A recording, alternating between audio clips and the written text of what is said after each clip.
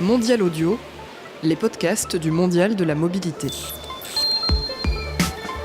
Bonjour à toutes et à tous, bienvenue dans Voyage en mobilité, une émission enregistrée au Mondial de la mobilité à Paris, au cœur du Mondial de l'auto. 30 minutes de discussion autour du transport de demain, mais aussi de nos habitudes sur les routes. Aujourd'hui, nous allons parler de mobilité, mais surtout de sécurité, car l'une ne va pas sans l'autre. S'il fait bon être mobile, c'est toujours mieux quand on ne risque pas sa vie ou celle des autres. Pour éviter tout problème, mieux vaut avoir une vision large et fiable de la chaussée et de nos voisins. Or, ce jeudi 11 octobre, vous l'avez dit, date à laquelle nous enregistrons cette émission, c'est la journée mondiale de la vue. Et le Mondial à Paris a tenu à soutenir particulièrement cette action, tant en France que dans sa dimension internationale, et on le remercie. Pour parler de cet événement avec moi au micro de Voyage en mobilité, Jean-Claude Giraud, bonjour. Bonjour. Commissaire général du Mondial, bienvenue parmi nous. David Navarro, bonjour. Bonjour. Vous êtes vice-président vision et sécurité routière chez Essilor International. Bienvenue. Avec vous, Émilie Derigny, responsable de communication chez Essilor France. Oui, bonjour. Bonjour, bienvenue. Essilor, je le rappelle, leader mondial de l'optique ophtalmique. Avec nous également, on est beaucoup aujourd'hui pour ce voyage en mobilité, Didier Bollecker, bonjour. Bonjour. Bienvenue, vous êtes président de l'Automobile Club Association, et avec vous, Yves Cara, votre porte-parole, bonjour. Bonjour. Bienvenue. Avec mes invités, nous allons vous parler de sécurité routière et de l'importance d'avoir une bonne vue quand on tient le volant, mais aussi quand on traverse au passage piéton, c'est important. En toile de fond, cette journée mondiale de la vue, mais aussi une campagne mondiale portée par la Fédération internationale automobile et Essilor, ainsi qu'une campagne française portée par l'Automobile Club Association et Essilor en France. Je crois qu'on peut y aller. Mondial Audio, les podcasts du Mondial de la mobilité. Alors David Navarro, est-ce que vous pouvez nous en dire un petit peu plus sur cette journée mondiale de la vue ? Bien sûr, avec plaisir. Donc, la journée mondiale de la vue est une initiative de l'OMS, Organisation mondiale de la santé, afin de mobiliser les citoyens et les parties prenantes contre le mal-voir, qui est le premier handicap mondial. Une personne sur trois, soit 2,5 milliards dans le monde, ont une vision non corrigée. Encore 6 milliards n'ont pas de protection contre les rayonnements. Essilor, en ligne avec sa mission, améliorer la vision pour améliorer la vie, mène et mobilise pour ses combats contre le mal-voir. Et justement, cette journée de la vue, on focalise la campagne sur l'importance de la vision pour la sécurité routière. Pourquoi ? Parce que c'est sur la route que toutes ces personnes s'y retrouvent en tant que conducteurs d'une voiture, d'une moto, des cyclistes ou des piétons, et spécialement les enfants. Bien voir est essentiel pour prendre des bonnes décisions et réagir à temps. Et quand on ne voit pas de loin ou de près, ou simplement quand on est ébloui par le soleil ou par les phares la nuit, nous augmentons significativement les temps de réaction. Justement, la sirène le dit. Et alors, est-ce que vous pouvez nous donner des exemples concrets sur les risques que cela entraîne sur la route ? Bien sûr, on peut en citer deux assez démonstratifs. Par exemple, à 50 km/h, quand une personne a une acuité de 5 dixièmes, et ce qui est la limite dans beaucoup de pays, on met 3 secondes de plus pour lire un panneau routier. Sans parler de l'effet attentionnel. Quand on essaie de regarder, on focalise le regard et le reste devient noir. Un deuxième exemple, si vous portez un bon verre polarisé, vous pouvez réduire jusqu'à 7 mètres la distance d'arrêt à 80 km/h. Autant dire que c'est la distance d'une intersection. Donc, la lutte contre le mal-voir contribue à la lutte contre la sécurité routière. C'est deux causes qui s'assemblent. Et si on voit bien sur la route, on vient bien aussi pour se développer, pour travailler et finalement pour profiter de la vie. Ça fait tout son sens dans ces mondiales de l'automobile d'avoir ces journées mondiales de la vue.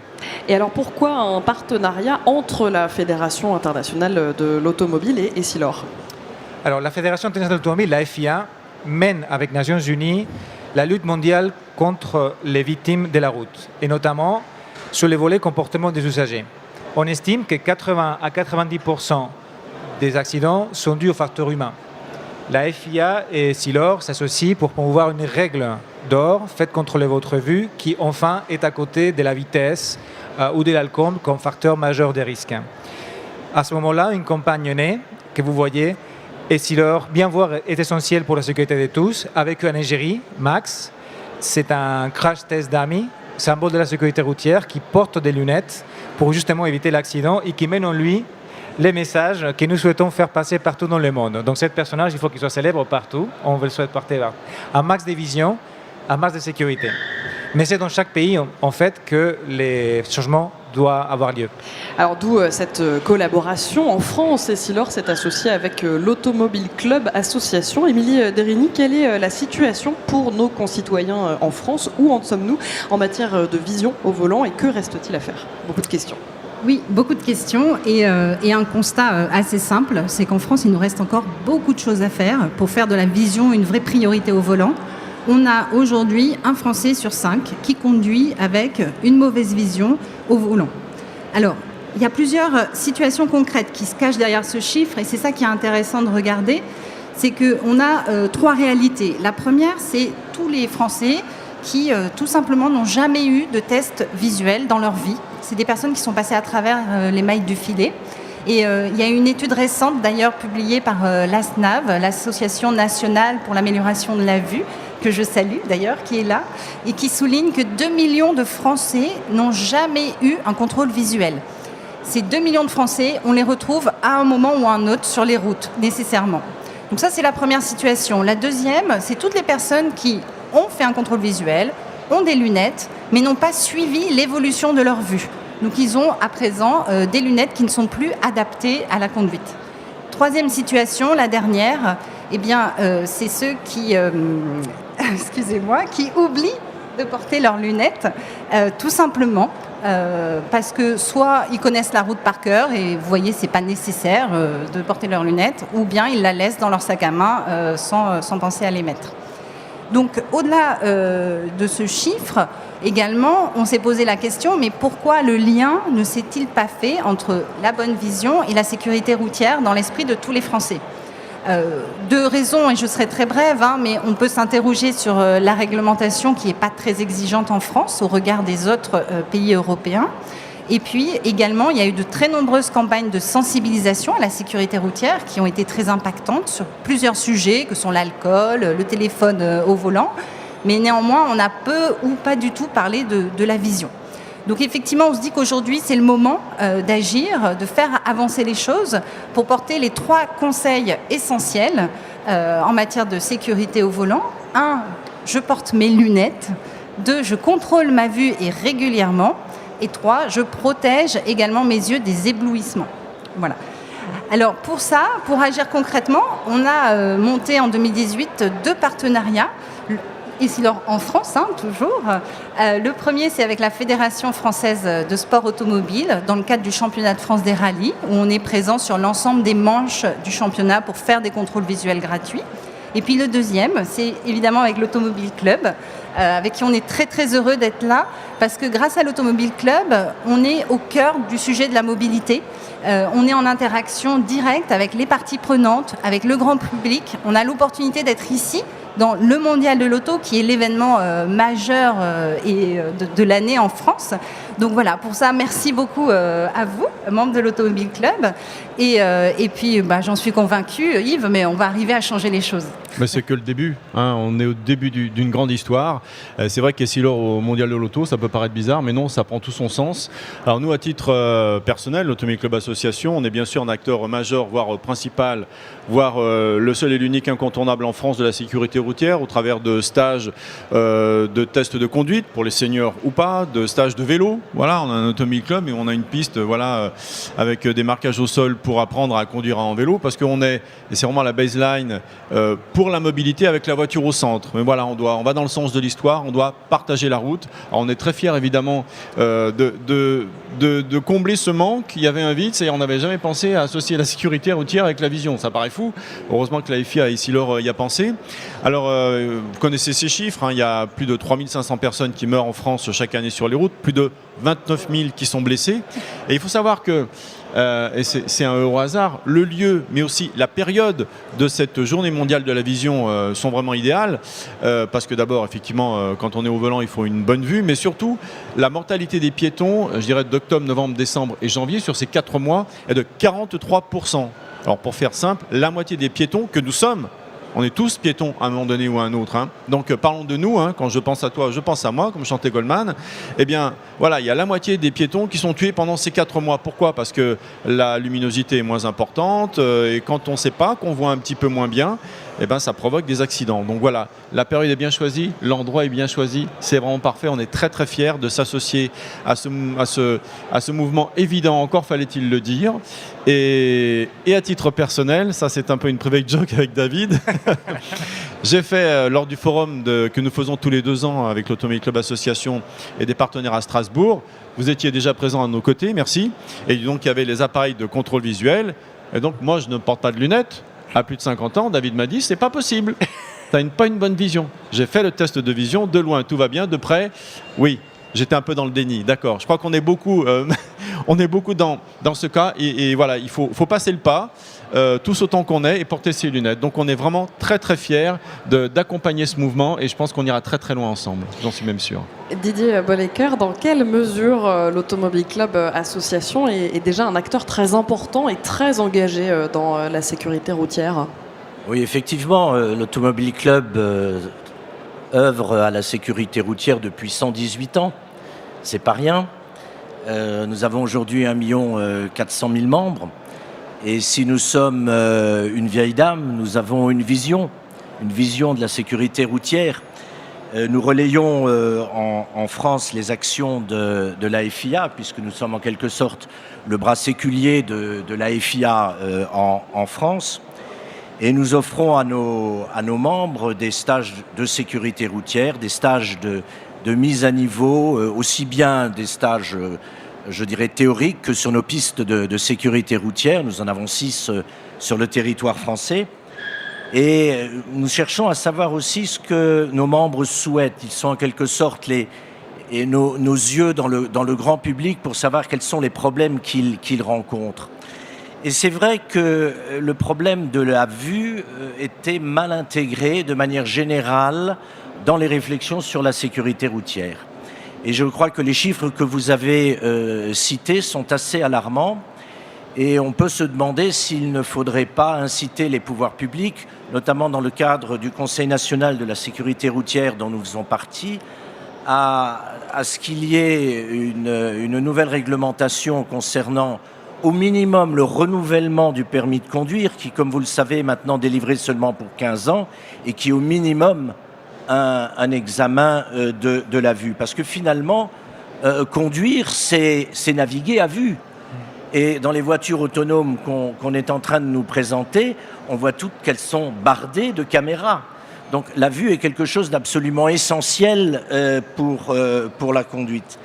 Alors évidemment, nous relayons les actions de la FIA. On a parlé des 3500 vies.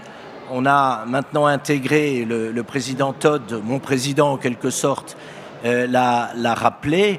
Avec l'acteur Michael Fassbender, on a introduit une nouvelle règle d'or qui est le contrôle de la vue. En ce qui concerne l'Automobile Club Association, nous allons la mettre très rapidement en œuvre, puisque grâce à votre soutien sur nos pistes de sécurité routière ou dans nos stages, nous pourrons mettre en place des contrôles de la vue. Donc je terminerai en vous disant que finalement, Essilor, la FIA et l'ACA, l'Automobile Club, ont sur la sécurité routière la même vision. Alors, comme je le disais en introduction de ce voyage en mobilité, une bonne vue, ce n'est pas juste essentiel pour un conducteur, qu'il soit en voiture, en moto, en vélo, en trottinette, non. C'est aussi important pour les piétons, adultes comme enfants. Il y a une multiplicité d'acteurs et d'usagers, et c'est pour ça que le Mondial de la mobilité et de l'automobile vous soutient dans cette action. Jean-Claude Giraud, qu'est-ce que vous en pensez ? Oui, effectivement, je suis ravi de vous accueillir au Mondial de la mobilité, nouvel événement cette année, dans le cadre d'un renouveau du Mondial. Vous parliez de 118 ans, nous avons fêté les 120 ans du Mondial. Donc, vous voyez, l'automobile existe à Paris depuis très longtemps, et ce salon est le plus vieux salon automobile du monde. Donc, je suis ravi de vous accueillir, parce qu'effectivement, la vue, comme vous l'avez dit, vous êtes des spécialistes, c'est un élément indispensable pour la sécurité, mais aussi je vois depuis le début de l'ouverture du salon des yeux écarquillés, des gens qui regardent les belles voitures, qui regardent les motos. Donc il faut avoir une bonne vue aussi pour regarder tout ce que l'on présente à ce salon. Et donc la vue est primordiale. Je rajouterais que pour des raisons de sécurité, je souhaiterais qu'effectivement les cyclistes fassent un peu plus attention et soient plus éclairés la nuit ou autre, parce que c'est quand même un élément aussi de sécurité. Vous avez vu qu'ici même j'ai des vélos électriques, parce que la mobilité c'est aussi les vélos, les patinettes qui sont nouveaux à ce mondial de l'auto. Mais il est indispensable qu'on reprenne un peu la formule qui existait quand j'étais un peu plus jeune, à savoir voir mais être vu. Et aujourd'hui, il y a beaucoup de gamins, mais même des adultes, qui prennent des vélos la nuit sans avoir aucun éclairage, sans avoir aucun vêtement réfléchissant. Et ça peut amener des accidents dramatiques. Donc, non seulement il faut avoir une bonne vue, mais il faut aussi faire le nécessaire pour être suffisamment éclairé pour éviter ces accidents qui sont toujours regrettables. Et effectivement, donc, ouvrez vos yeux pendant le reste du temps qui vous restera au mondial pour voir tous les beaux modèles qui existent. On parle beaucoup de la voiture autonome, mais on parle aussi beaucoup de voitures qui existent déjà dès aujourd'hui ou demain. Et là, je vous dis, quand je vois des enfants, hier c'était la journée plus particulièrement des enfants, beaucoup d'enfants sont venus avec leurs parents. Et quand je vois les regards vis-à-vis de la voiture, je me revois quand j'étais enfant au Grand Palais, donc vous voyez, ça remonte il y a longtemps, quand mes parents m'emmenaient à la voiture. Donc la passion de l'automobile existe toujours, et c'est pour ça que je suis très heureux de vous accueillir aujourd'hui au Mondial de l'Auto. Alors la journée mondiale de la vue, ça se passe aujourd'hui, hein, c'est ce qu'on a dit pendant toute cette émission. David Navarro, plusieurs événements se déroulent en ce moment tout autour du globe. Est-ce que vous pouvez nous en parler un petit peu ? Absolument. En effet, c'est, je dirais, émouvant, voire ça donne de l'espoir de voir qu'en plus de cette action majeure au mondial, partout dans le monde, ces mouvements globaux s'accélèrent, prennent des formes diverses, avec des événements et des parties prenantes qui soutiennent la cause. Alors, ici même au mondial, avec Renault, vous parlez de la voiture autonome, il faut aussi quand même voir, ne serait-ce que les paysages. Aussi avec la FIA à Concorde, de les Jeux Olympiques de la Jeunesse à Buenos Aires, en Argentine, en France avec Bolloré, avec DHL Transporteur, en Afrique au Kenya avec Total, en Espagne avec le club Racing, FEPSA, en Belgique, en Thaïlande, en Inde, et d'autres que nous n'avons pas le temps de citer, je le regrette, mais que je remercie chaleureusement tout autant, et pour tous ceux qui se joignent à nous à l'avenir. Alors donc, si je retiens, je fais un petit peu la conclusion de tout ce qu'on vient de se dire, si je retiens 3 gestes simples, en fait, à retenir de cette émission. Faire contrôler ma vue régulièrement, jusqu'ici tout va bien. Parfait. Protéger mes yeux de l'éblouissement, deuxième Parfait chose, aussi. Parfait. Et porter des lunettes adaptées sur la route. Vous êtes tout bon. Voilà, 3 choses à retenir de cette émission. Et si je veux, je peux même aller tout de suite après cette émission, d'ailleurs je vais y aller, contrôler ma vue gratuitement sur votre stand Essilor. Donc voilà, c'est programmé. J'espère que vous aussi, vous n'hésiterez pas à y aller. Et c'est avec cette bonne nouvelle que se termine ce voyage en mobilité. Merci beaucoup à Jean-Claude Giraud, le commissaire général du Mondial, d'être venu avec nous C'est moi qui vous remercie. pour cette émission. Merci à David Navarro, vice-président Vision et sécurité routière chez Essilor International. Merci à vous. Merci beaucoup. Merci Émilie Derigny, responsable communication Essilor France. Merci d'avoir été avec nous. Merci aussi à Didier Bollecker, président de l'Automobile Club Association, d'avoir été avec nous. Et merci à Yves Cara, porte-parole de l'Automobile Club. Merci beaucoup d'avoir été avec nous. Voyage Mobilité, je vous le rappelle, est à retrouver en intégralité sur le site mondial-paris.audio, mais aussi en podcast sur iTunes, SoundCloud et toutes vos applications de podcast préférées. Il vous suffit de taper Mondial Audio dans la barre de recherche. Vous pouvez aussi nous retrouver sur YouTube et sur les réseaux sociaux. Quant à nous, on se retrouve très vite pour un prochain voyage en mobilité.